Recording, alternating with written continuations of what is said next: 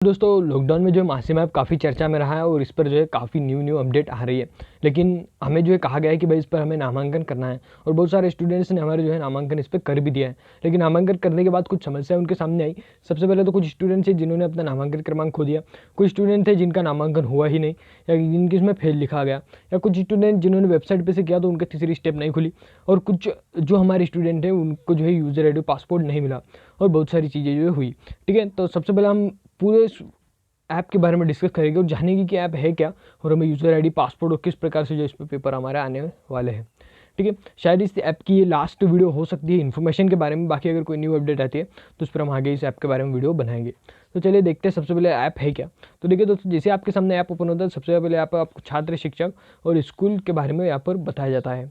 ठीक है, अब जब हम छात्र वाले सेक्शन पर क्लिक कर रहे हैं, क्योंकि टीचर से तो हमारे कोई लेना देना नहीं है, ये तो हमारे टीचर उसके लिए बना है। ठीक है, जब हम छात्र वाले सेक्शन पर क्लिक करते हैं तो यहाँ पर हमें दो बटन देखने को मिलते हैं। मुझे यहाँ पर सिर्फ साइनअप दिखाई दे रहा है और यहाँ पर आपको एक लॉगिन का भी प्यारा बटन यहाँ पर देखने को मिलता था।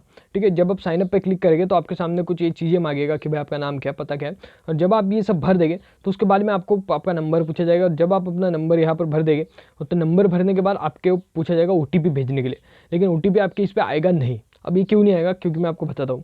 ठीक है, तो चलिए हम इस चीज़ पर डिस्कस करते हैं।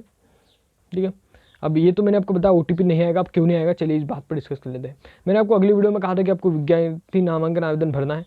जब आप इस नामांकन आवेदन को भरते हैं, ठीक है, तो नामांकन आवेदन भरे तो आपके सामने आप अपनी कक्षा चुन के यहाँ पर जब अपनी इन्फॉर्मेशन देते हैं तो इन्फॉर्मेशन देने के बाद में आपके सामने कुछ इस प्रकार का आपको मैसेज शो होता है कि भाई माध्यमिक शिक्षा मंडल मध्य प्रदेश के नामांकन है तो आपके सर्वर पर सफलतापूर्वक चढ़ा दी गई है। भविष्य में आवेदन क्रमांक हेतु सुरक्षित रखें। ठीक है, आवेदन क्रमांक हमें यहाँ पर दिया जाता है। कुछ लोग इसे डिलीट कर देते हैं, अब मैं उनके बारे में बताऊंगा आपको। और मंडल के नामांकन हेतु आवेदन शुल्क जो अपने शाला प्रमुख को जमा करें, ऐसा मैसेज हमें सामने शो होता है। तो भाई ये ऐसा मैसेज है कि भाई आपकी जो जानकारी है वो हमने सर्वर पर चढ़ा दी है। सर्वर का मतलब आपकी जो स्कूल का जो लॉगिन रहेगा, आपने जिस भी स्कूल का नाम दिया होगा उस स्कूल के जो लॉगिन पैनल रहेगा उस पर चढ़ा दी जाएगी। तो आपके टीचर्स क्या करेंगे, उस पर जो अलाउ करेंगे उससे और आपकी ने जानकारी भरी है उनको उनकी रजिस्टर की जानकारी से मैच करके देखेंगे। अगर वो सही होती है तो आपको जो है एक यूज़र आईडी और एक पासपोर्ट स्कूल की तरफ से क्रिएट करके दे दिया जाएगा आपके पास। और वो कैसे दिया जाएगा, आपको कुछ राशि जो है स्कूल को देनी पड़ेगी और राशि जो है स्कूल पर निर्भर करेगी। ठीक है, आपके सामने डाउट क्लियर है। तो भाई अब कुछ लोगों का कहना था कि हम ये नामांकन खो चुके हैं, अब इसके बाद हमारा क्या होगा।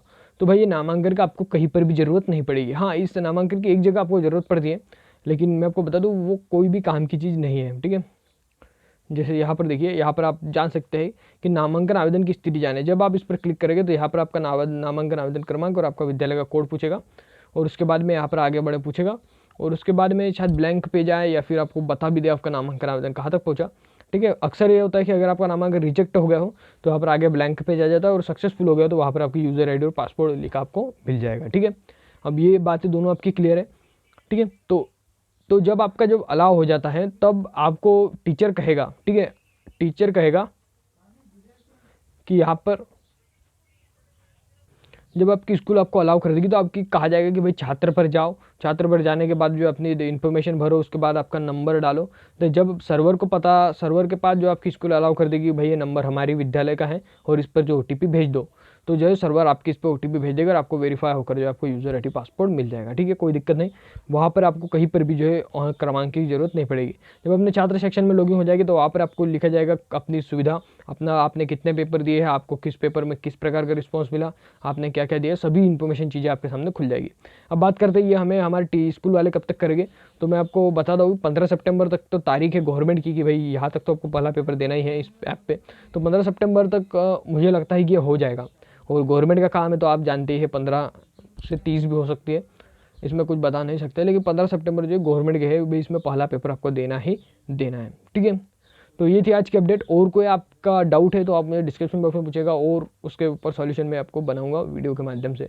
चलिए मिलते हैं नेक्स्ट वीडियो में और किसी नए टॉपिक के साथ।